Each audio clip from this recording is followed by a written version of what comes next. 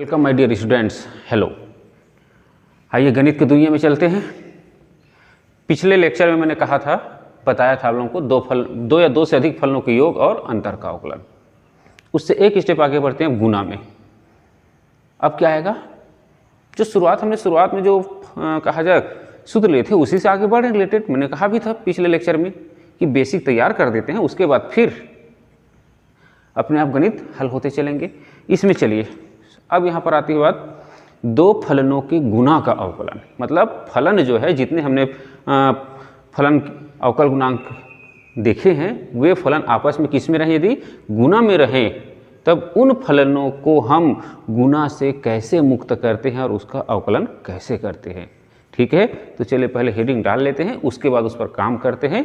ठीक, तो मैं हेडिंग डाल देता हूँ पहले। चलिए एक लेते हैं function y equal to, text book से ही है, e पावर x sin x। मतलब क्या हुए, e पावर x और एक sin x, मतलब चरघातांकी फलन और त्रिकोणमितीय फलनों का क्या है, ये गुना है।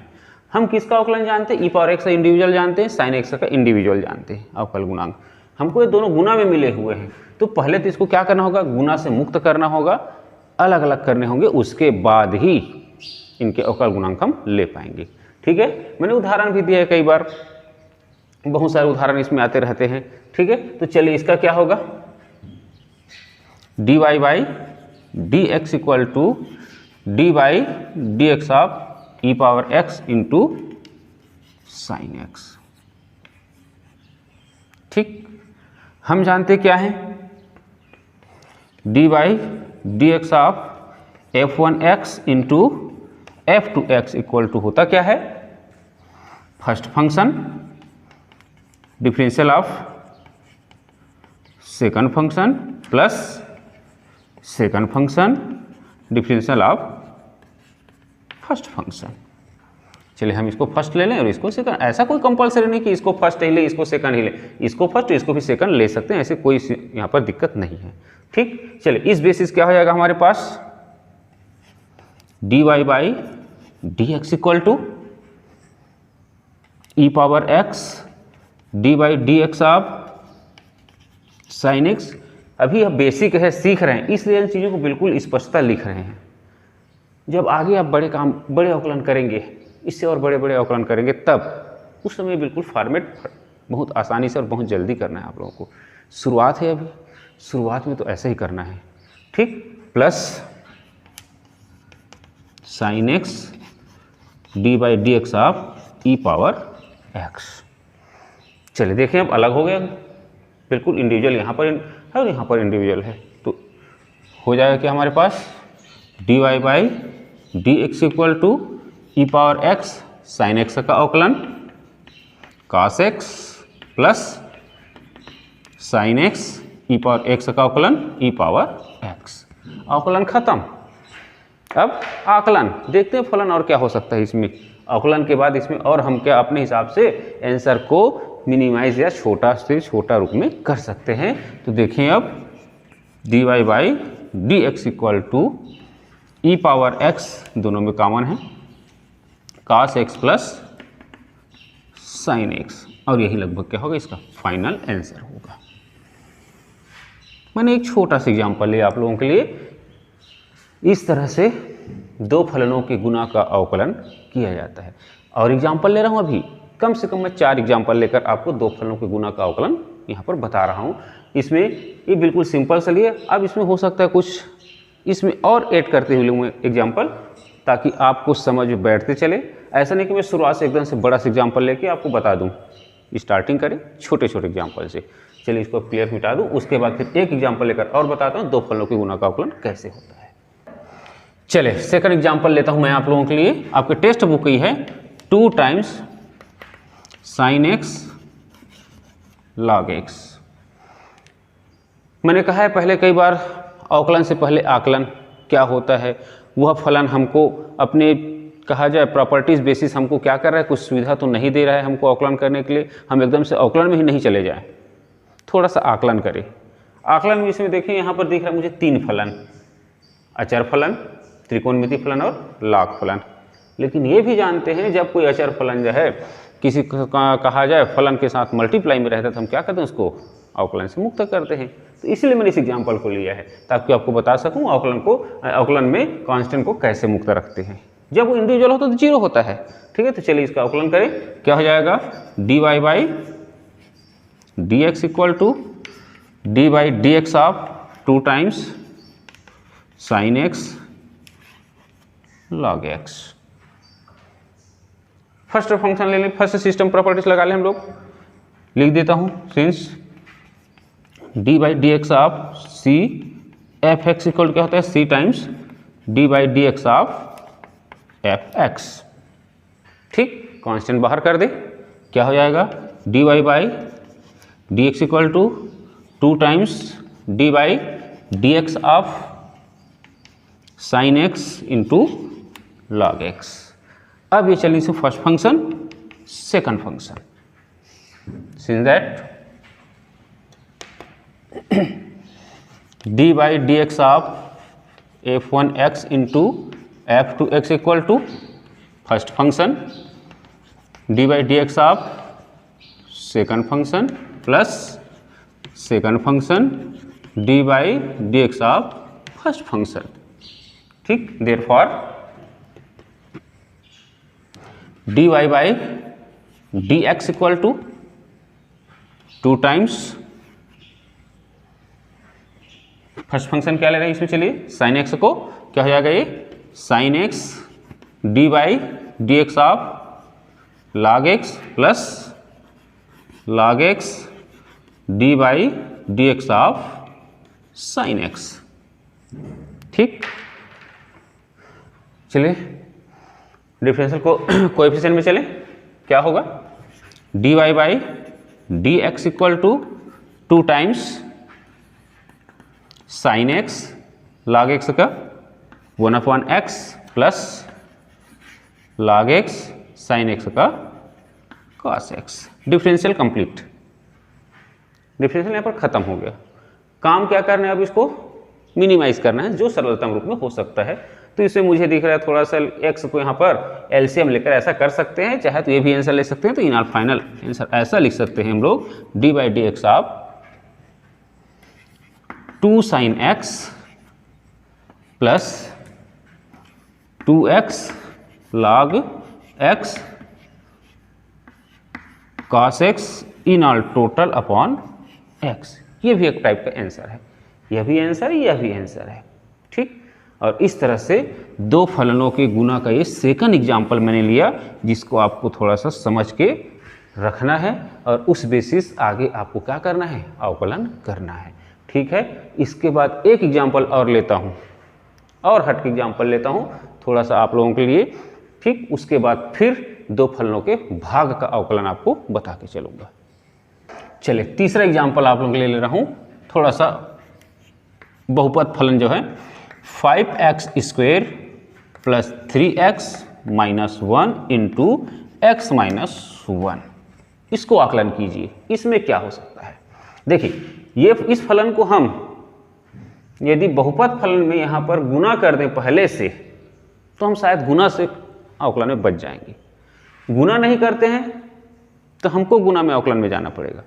मतलब यदि इसको आपस में हल कर दें तो किसमें योग और अंतर फलन बन जाएंगे ये। ठीक, तो मैं अभी चूंकि दो फलनों के गुना के सिस्टम में जा रहा हूं, तो इसको मतलब ये प्रश्न को देखिए, अवकलन में होता क्या है, एक ही प्रश्न को 2-3 पैटर्न से हम कहा जाए उसको सॉल्व कर सकते हैं। उस समय आपके दिमाग में कौन सा पैटर्न जल्दी आता है, उससे आगे बढ़ जाते हैं हम लोग। यदि मेरे दिमाग में आता है नहीं इसको ऐसा कर देते हैं, दोनों को आपस में पहले गुना कर देते हैं फलनों को, उसके बाद अवकलन में जाते हैं, तो उसी में आगे बढ़ता है। अभी चूंकि मैं दो फलनों के गुना में काम कर रहा हूं, इसलिए मेरे दिमाग में यही है कि दो फलनों के, इसको फर्स्ट फंक्शन, फर्स्ट ब्रैकेट इनको, और इसको दूसरा फंक्शन मान के चलना। ठीक, मतलब जब अवकलन आप पूरा क्लियर हो जाएंगे तब आप यहाँ पर देखेंगे कि आपके दिमाग में जितने आप फंक्शन को अवकलन करने का सिस्टम पढ़े हैं, उनमें से जो पहले आ गया उसी से आगे बढ़ते हैं। आप वहाँ पर खोजते नहीं थे कैसे करूँ, तुरंत फंक्शन को देखते हैं, दिमाग में आ जाता है। ठीक है, मतलब कुल मिलाकर हो गया पहले आओ पहले पाओ, उस सिस्टम में चले जाते हैं। चलिए इसको मैं क्या करूँ, इसको फर्स्ट फंक्शन मानूँ, इसको सेकंड फंक्शन मानूँ। ठीक, तो हम जानते क्या हैं, D by D x of f1x into f2x। हर बार आपको फार्मूला लिखना है। इससे क्या होता है, फार्मूला बार बार लिखने से फार्मूला आपके दिमाग में बैठते जाता है। कोई याद करने के नहीं होते गणित के फार्मूले, गणित के फार्मूला कभी याद नहीं किया जाता। इसलिए आप देखना आपके टेक्स्ट बुक में एक ही टाइप के प्रश्न बहुत सारे दिए रहते हैं। उसका बहुत बड़ा रीज़न है, और उसका रीज़न यह है कि आप उन प्रश्नों को बारी बारी से हल करते जाते हैं तो उनसे रिलेटेड जो फार्मूला है आपके दिमाग में बैठ जाता है, और आपको पता ही नहीं चलता कि ये फार्मूला कब आपके दिमाग में बैठ गया। और आप एक प्रश्न हल किए, उसके बाद एग्जाम में नया पैटर्न का दूसरा प्रश्न, फिर नया पैटर्न का तीसरा प्रश्न हल कर रहे हैं, तो प्रश्न के हल करते साथ ही आपको क्या होता है, फार्मूला भी आपके दिमाग से डिस्ट्रैक्ट होते जाते हैं। इसलिए आपके टेक्स्ट बुक में ध्यान रखा गया है क्या कि एक ही टाइप के प्रश्न जो है, रिलेटेड प्रश्न जो है बहुत सारे देते हैं, ताकि आप हल करें और हल करते समय आपके दिमाग में प्रश्नों के फार्मूला जो है बिल्कुल अप्लाइड होते चले। देखिए यहाँ पर क्या होगा, first function d by D x of second function plus second function d by D x of first function. Formula है दो फलनों के गुना का। इस बेसिस क्या हो जाएगा, d y by D x. देखो अब लिखने के थोड़ा सिस्टम मैंने बदल दिया। अब डायरेक्ट इसको मैं d y by D x नहीं लिख रहा हूँ, यहाँ फंक्शन को नहीं लिख रहा हूँ, सीधा इसको फर्स्ट और सेकंड मान के इस फार्मूला बेसिस सीधा वर्किंग प्रोसेस में जा रहा हूँ। ठीक है, तो क्या हो जाएगा, first function 5x square plus 3x minus 1 D by D x of x minus 1 plus x minus 1 D by D x of 5x square plus 3x minus 1। ये हो गया। चलिए देखें हल करें इसको। ये तो सिमिलर वही रहेगा, 5x square plus 3x minus 1। ये किस में जा रहा है, अब देखें। अब आगे ना गुच्छों में हम क्या करें, यहाँ पर गुना में साथ साथ मैंने इसीलिए कहा मैं अपने स्तर पर वैरायटी लाते चलूंगा, अलग अलग प्रश्नों को लेकर चलूंगा, ताकि आपको हर प्रश्न में एक नया सिस्टम दिखे। ठीक है, यहाँ पर देखें x माइनस 1 दो फलनों की क्या है, अंतर का अवकलन है। तो ये क्या होगा, चलिए अभी सिखा रहा हूँ इसलिए ऐसे लिख देता हूँ, D by D x of x minus D by D x of 1। ये होगा। जब इसको आगे कर लेंगे, सीख जाएंगे, कोई रास्ते में बार बार चलते हैं, चले जाते हैं, हर बार उस रास्ते में जाते हैं तो रास्ता आसान हो जाता है और हम बिल्कुल आसानी से काम करने लगते हैं। ठीक है, तो यहाँ पर क्या हो जाएगा, plus x minus 1 D by D x. आप देखें अब ये क्या हो रहा है, इसमें कितने फंक्शन है, 1 2 और 3 फलनों का योग है यहाँ पर। तो क्या हो जाएगा, 5x square plus D by D x of 3x minus D by D x of 1। ये इस तरह से, मतलब यहाँ पर बहुत सारे सिस्टम अप्लाइड होते जा रहे हैं। इसमें देखिए अवकलन करते चलें बारी बारी से। क्या हो जाएगा, d y by D x equal to 5x square plus 3x minus 1। ठीक, x का अवकलन क्या हो जाएगा, 1, कांस्टेंट का 0, बिल्कुल लिख रहा हूं अभी मैं, प्लस x माइनस 1। चलिए इसमें क्या होगा, 5 कांस्टेंट बाहर निकल गया, x स्क्वायर क्या होगा, 2x प्लस 3 माइनस 0। ठीक, d y by D x equal to 5x square plus 3x minus 1, और ये तो 1 हो गया, plus x minus 1 10x plus 3। अवकलन खत्म। अवकलन तो लगभग यहीं पर ही खत्म हो गया था। अब आकलन, जो काम पहले करना था वो बाद में कर दे। हम यहां पर क्या किए, पहले योग में गुना में गए, बाद में फलनों का गुना करें। यदि इसी को पहले से मैं गुना कर देता पूरा फंक्शन को, तो मेरे ख्याल से इसमें गुना में जाने की आवश्यकता नहीं थी। ठीक, दोनों विधि सही है, दोनों विधि से आप बना सकते हैं। मैंने कहा ना, अवकलन से पहले आकलन और अवकलन के बाद आकलन। ये सूत्र को बिल्कुल आप ध्यान में रखिए, इस सिस्टम को ध्यान में रखिए, आपको बिल्कुल अवकलन आसान लगेगा। बस 2-2 सेकंड का सोचने का समय होता है। ठीक, क्या हो जाएगा final, d y by D x equal to 5x square plus 3x minus 1, 10x² + 3 minus 10x - 3 dy/dx = 5x² + 3x - 1 10x² - 10x, ठीक। एक मिनट, यहाँ पर x² और ये 3x होगा, 3x, ये हो जाएगा क्या 10x, हो जाएगा 13x,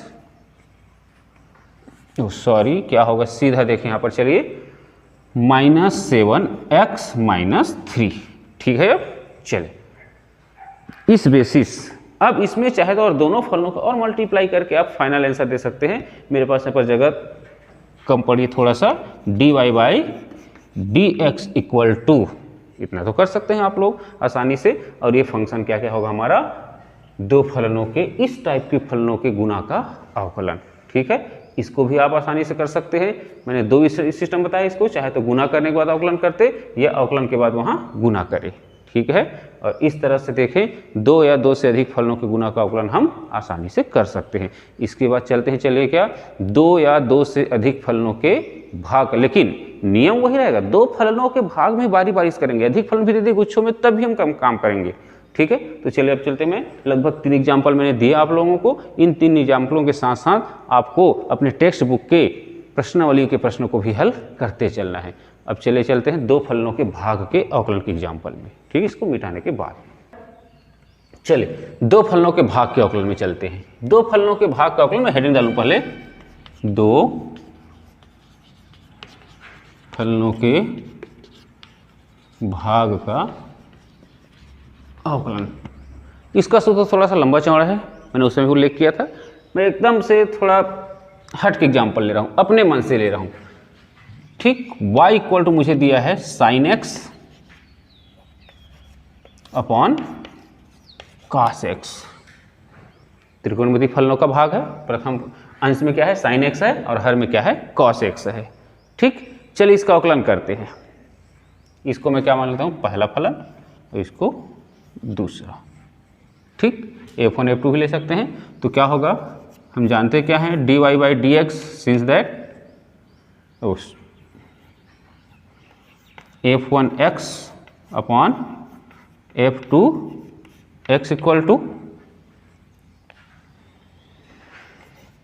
f2x d/dx of f1x minus f1x f2x final total upon f2x का होल स्क्वायर। मतलब हर गुणित अंश का अवकलन ऋण अंश गुणित हर का अवकलन बटे हर का वर्ग।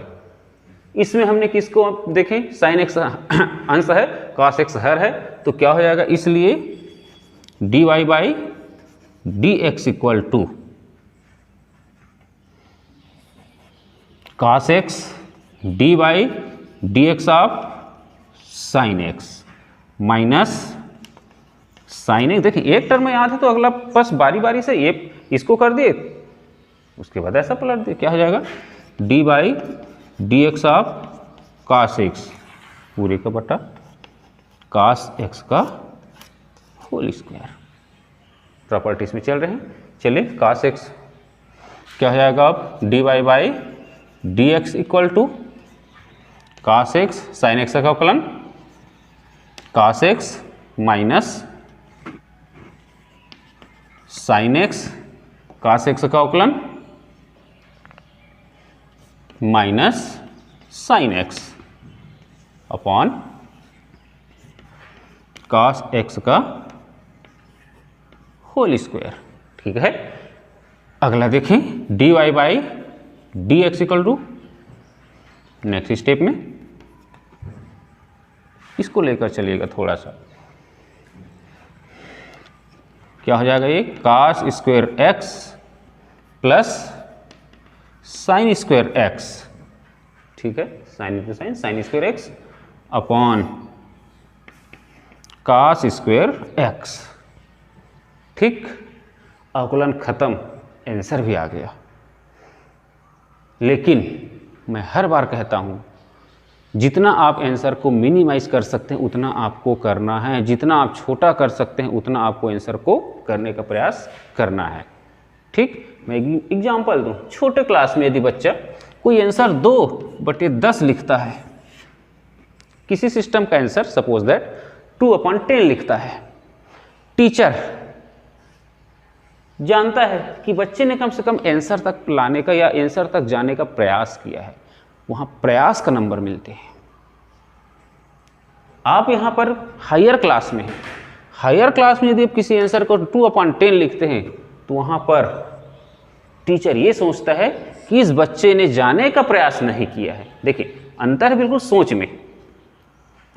छोटे कक्षा में क्या होगा, टीचर नंबर कैसे देते हैं आपको, प्रयास में नंबर देते हैं, इन्होंने जाने का प्रयास किया है। और यहाँ पर नंबर कैसे काट देते हैं, आपने प्रयास नहीं किया है करके नंबर काट देता है कि इसको तो आपके स्टैंडर्ड में 1/5 होना चाहिए लास्ट आंसर। बस इसीलिए मैं कहता हूँ अवकलन के बाद आकलन, बस और कुछ नहीं है।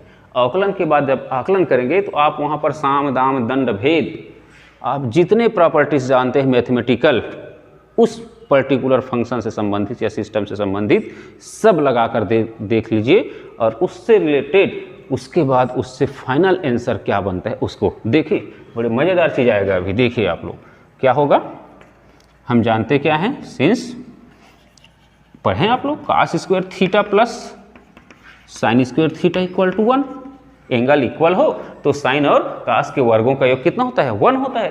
तो यहाँ देखिए x से x है, इस पे प्रॉपर्टी फॉलो करा, तो इसके बदले में क्या लिख सकता हूँ, चलिए इसको ब्रैकेट इन करके रखूँ आप लोगों के लिए ताकि समझ बैठे। क्या लिख सकता हूँ, इसके बदले में 1 लिख सकता हूँ। तो अब क्या हो जाएगा, ये dy/dx equal to 1/cos square x। ये भी एक आंसर है, यह भी एक आंसर है। लेकिन फिर बात आती है मेरी वही बातें, अब क्या करेंगे, हम जानते हैं 1/cos क्या कहलाता है, सेक कहलाता है। तो क्या बनेगा ये हमारा final answer, sec square x. In all total यदि मैं लेकर चलूं तो सीधा सीधा बन रहा है क्या, dy/dx जो फंक्शन है y इक्वल टू क्या आया, सेक स्क्वायर एक्स आया। ये हमारा आंसर बन रहा है। इसमें ऑब्जर्वेशन कीजिए, इतना तामझाम करने की जरूरत नहीं थी। क्यों, क्योंकि हमने आकलन नहीं किया शुरू में। मैं इसलिए जानबूझ के इस प्रश्न को लिया है ताकि आपको आकलन, शुरुआत के आकलन का महत्व समझ में आए, करना क्या होता है, आपको सहूलियत कैसे देता है। देखिए मैंने यहाँ पर सीधा बिना सोचे sin x/cos x में चल लिया। यदि इसी को मैं सोचता, दिमाग लगाता है कि ये त्रिकोणमिति का जो फलन है आपस में कुछ संभावित रूप से हल होकर हमको कुछ सरलतम प्रदान कर रहे क्या, तो निश्चित दे रहा है sin x/cos x क्या है, tan x तो है। sin x/cos x क्या क्या बनता है, tan x बनता है। और हमको मालूम है tan x का अवकलन क्या होता है, sec स्क्वायर x होता है। एक लाइन का प्रश्न है ये, जिसको हम लोगों ने क्या किया, इतना लंबा चौड़ा हल किया है।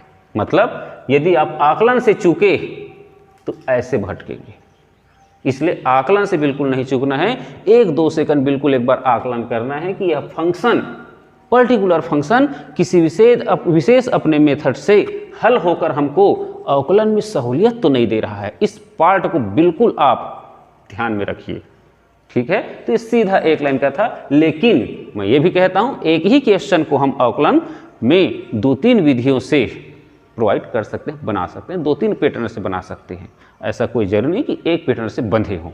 ये भी सही है, ऐसा नहीं कि गलत है, लेकिन ये हमारे आकलन नहीं कर पाने के कारण हम रास्ता बहुत दूर तक तय किए, तब मंजिल में पहुंचे। आकलन कर लेते तो एक स्टेप में हमारा आकलन खत्म हो जाता। ठीक, इस बेसिस आपको ध्यान रखना है। चले एक और एग्जाम्पल लेता हूं आप लोगों के लिए ताकि आप और अच्छे मजे से समझे 2 फलनों के भाग का अवकलन। चले एक नया एग्जाम्पल लेता हूं, त्रिकोणमिति फलनों के भाग में लेते हैं। चलिए सपोज दैट हमको दिया है cos x, आपके टेक्स्ट बुक का है, 1 + sin x। देखिए ये भी 2 फलनों के भाग में है। आकलन कर लें, अभी यहाँ पर उतना ज़्यादा कुछ काम नहीं कर पाएंगे, कर सकते हैं लेकिन अभी रखें उसको। दो फलनों के भाग की परिपाटी को सिखा रहा हूँ, तो दो फलनों के भाग की परिपाटी से ही अवकलन करूँ मैं। जैसे अभी देखिए पिछले एग्जाम्पल में देखे आप लोगों ने, है तो 10x, लेकिन दो फलनों के भाग में गए, घूमते फिरते गए, आराम से टाइम था, लंबा चौड़ा समय अवकलन किए, नहीं तो सीधा एक लाइन का अवकलन था वो। चलिए इसमें क्या करें, हम जानते क्या है, चूंकि d/dx of f1x upon f2x equal to f2x into d/dx of f1x minus f1x f2x upon f2x whole square. चलिए अवकलन करें, इसलिए क्या हो जाएगा, dy बाई, ये y किसको बिलोंग कर रहा है, ये पूरे फंक्शन को बिलोंग कर रहा है, मैं यहाँ पर y लिख रहा हूँ। ठीक, फर्स्ट हर गुना अंश का अवकलन माइनस अंश गुना हर का अवकलन। अब देखिए हर के रूप में हमको क्या मिला है, दो फलनों का योग फलन मिला है हर के रूप में, तो उसको योग के रूप में अवकलन करेंगे। मतलब जो जैसे मिलेगा, हमको चारों संक्रियाओं का अवकलन जानते हैं अब, ठीक है, अब आप पीछे नहीं रहे, हम चारों संक्रियाओं का अवकलन जानते हैं। जो जहाँ पर फंक्शन जो है जिस संक्रिया पे बंधे होंगे उस संक्रिया का प्रगुण लगाकर, नियम लगाकर उसको अवकलन करना है, बस इतना ही है। ठीक, यहाँ पर क्या होगा, 1 प्लस साइन एक्स का होल स्क्वायर। ठीक है, चलिए देखें अभी इसमें कर सकते क्या, अवकलन करें। चलिए रख दिए सिस्टम में, क्या होगा, dy बाई, चलिए ऊपर लिखते हैं। ठीक, सीधा होगा क्या, dy by dx equal to 1 plus sine x differential of cos x minus sine x, system को माइनस cos x,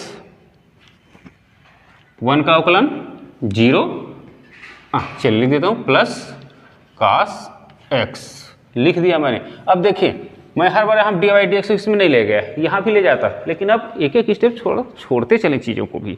ठीक है, एकदम से छोटी छोटी चीज़ों को लिखते चलेंगे तो वही प्रश्न जो है या वही मैथ जो है बहुत लंबा भी हो जाएगा। बिल्कुल अब काम करते चलें यहाँ पर, अपॉन 1 प्लस साइन एक्स का होल स्क्वायर। ठीक, dy/dx, अवकलन खत्म, आकलन शुरू, तुरंत आकलन में। देखें यहाँ से क्या हो जाएगा, minus sine x 1 plus sine x minus cos square x upon 1 plus sine x का होल स्क्वायर। ठीक है, नेक्स्ट पढ़ाओ, dy/dx equal to, minus common है दोनों में, देखिए माइनस कॉमन निकाल दिया, बचा क्या इसमें। चलिए इसको एक स्टेप बढ़ा के लिख देता हूं मैं, कन्फ्यूजन ना रहे किसी प्रकार का, माइनस cos स्क्वायर एक्स, एक प्लस हो जाएगा, ये माइनस हमने कॉमन निकाला, 1 प्लस साइन एक्स का होल स्क्वायर। ठीक है, बिल्कुल मैंने कुछ नहीं किया इसमें, यहाँ से दोनों से माइनस कॉमन निकाल दिया, उसके बाद एक स्टेप बिल्कुल सिमिलर लिखा ताकि आपको कन्फ्यूजन है, बिल्कुल स्टेप बाय स्टेप कर रहा हूँ काम मैं। ठीक, dy/dx इक्वल टू हमारे पास देखिए माइनस मल्टीप्लाई करें, अवकलन खत्म हो गया है, सिर्फ आकलन चल रहा है। देखिए जितना मिनिमाइज कर सकते छोटा से छोटा आंसर बनाने का प्रयास कर रहे हैं।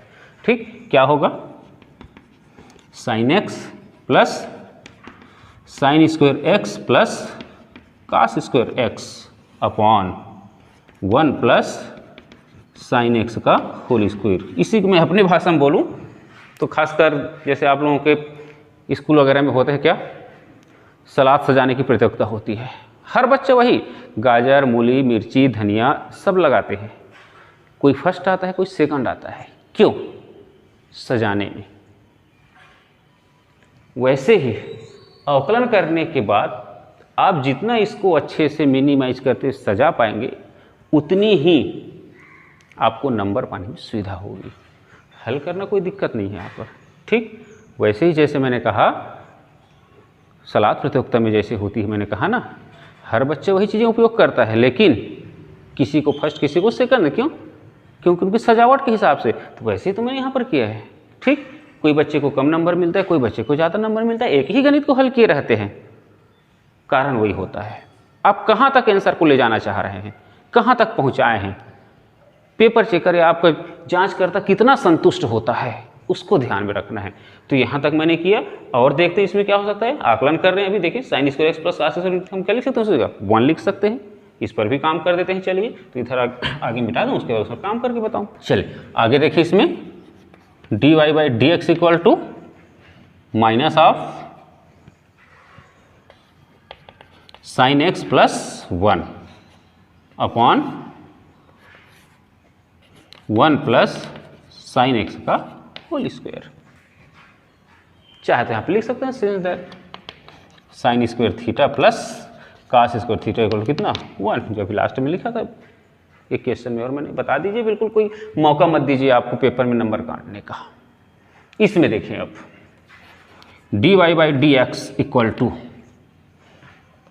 Minus 1 upon 1 plus sine x square. एक सिस्टम कट गया, बिल्कुल सेम है दोनों चीज़ें। और इस तरह से हमारा फाइनल आंसर बनता क्या है, dy by D x equal to minus 1 upon 1 plus sine x. ये हमारा फाइनल आंसर होगा, ठीक। मतलब क्या समझे, देखें आकलन लगभग यहाँ तक था, उसके बाद लगभग 4-5 स्टेप में हमने आकलन करके उस प्रश्न के आंसर को या इस पर्टिकुलर प्रश्न के आंसर को हमने क्या किया, छोटे करने का प्रयास किया, मिनिमाइज करने का प्रयास। इसको मैं कहता हूँ क्या, आप जितना मिनिमाइज करें, मैं बार बार उन चीज़ों को उल्लेख कर रहा हूँ, जितना मिनिमाइज कर सकते हैं उतना करना ही है आपको, ये आवश्यक है। आप हायर क्लास के मैथमेटिक्स में हैं, ठीक है। और इस तरह से दो फलनों के गुणा, दो फलनों के भाग का अवकलन मैंने अपने स्तर पर कंप्लीट करने का प्रयास किया है। आपको अपने टेक्स्ट बुक से बहुत सारे प्रश्नों को हल करना है, मैंने कहा बहुत सारे प्रश्नों को हल करना है, कारण मैंने उल्लेख किया है, बार बार प्रश्नों को हल करेंगे, उनके अप्लाइड में फार्मूला को अप्लाई करेंगे तो वो फार्मूला आपके दिमाग में बैठते चलेगा। कई बार कई बच्चे बोलते हैं, सर आप लोगों को इतना फार्मूला कैसे याद हो गया है, आपके दिमाग में कैसे बैठ गया है, ठीक। तब कारण क्या है, हम लोग साल दर साल वही गणित तो बना रहे हैं, वही काम तो कर रहे हैं, और वही काम करने के कारण हमारे दिमाग में सब फार्मूला आसानी से बैठ गए हैं। हमने कोई याद नहीं किया, हम लोगों ने भी, चाहे कोई कितना भी, कोई भी टीचर हो, किसी ने याद नहीं किया है, गणित हल किए हैं, हल करते रहे, बार बार बैठ गए दिमाग में। वही काम आपको भी करना है, आपको भी बार बार वही गणित हल करने हैं, उससे रिलेटेड फार्मूला से गणित हल करने हैं, जिससे आपके दिमाग में फार्मूला क्या हो जाए, बिल्कुल बैठ जाए। और ये हम आप लोगों के लिए लेकर लाया था मैंने, दो फलनों के योग, और योग नहीं किया, दो फलनों के गुणा और भाग का अवकलन। अब आप अपने टेक्स्ट बुक से प्रश्नों को हल कीजिए, और जो भी गणित आपके से नहीं बन पा रहे उसको आप अपने कमेंट्स बॉक्स में लिखिए और मुझे सेंड कीजिए।